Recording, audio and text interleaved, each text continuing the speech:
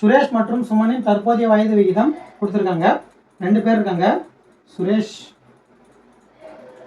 சுமன் 2 பேர் இருக்காங்க.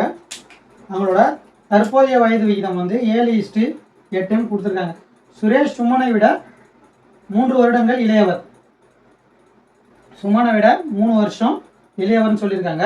அப்படி இருக்கிறப்போ சுரேஷோட வயது என்னன்னு கேட்டிருக்காங்க. இதை வந்து 2 மெத்தடில் சால்வ் பண்ணுறேன். முதல்ல ஆப்ஷன் வெரிஃபிகேஷன் பார்ப்போம்.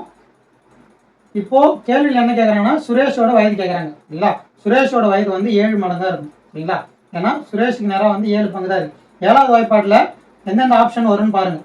இது 7வது வாய்ப்பாட்டில் வராது, இது 7வது வாய்ப்பாட்டில் வராது, இதுவும் 7வது வாய்ப்பாட்டில் வராது. வர ஒரே ஆப்ஷன் வந்து 21 தான். இதுதான் வந்து இந்த கேள்விக்கான விடை. இன்னொரு மெத்தட் எப்படி போடலான்னு பார்த்தீங்கன்னா, இப்போது இவர் வந்து 7 பங்கு இருக்காரு, இவர் 8 பங்கு இருக்காரு.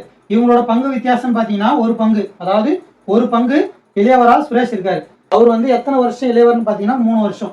அப்போது 1 பங்கோட மதிப்பு வந்து 3 வருஷம். இவர் 7 பங்கு இருக்கு, 7:8 1 பங்கோட மதிப்பு வந்து 3 வருஷம் கண்டுபிடிச்சிட்டோம். நம்மளுக்கு 7 பங்கு வேணும்னா 3 பேர் இருக்கணும், 8 பங்கு வேணும்னாலும் 3 பேர் இருக்கணும். ஏன்னா 1 பங்கோட மதிப்பு வந்து 3 வருஷம் கண்டுபிடிச்சிட்டோம். இப்போ 7 × 3 வந்து 21, 8 × 3 வந்து 24 சரிங்களா. இப்போ சுரேஷோட வயசு 21 வந்துச்சுங்களா, இதுதான் ஆன்சரு.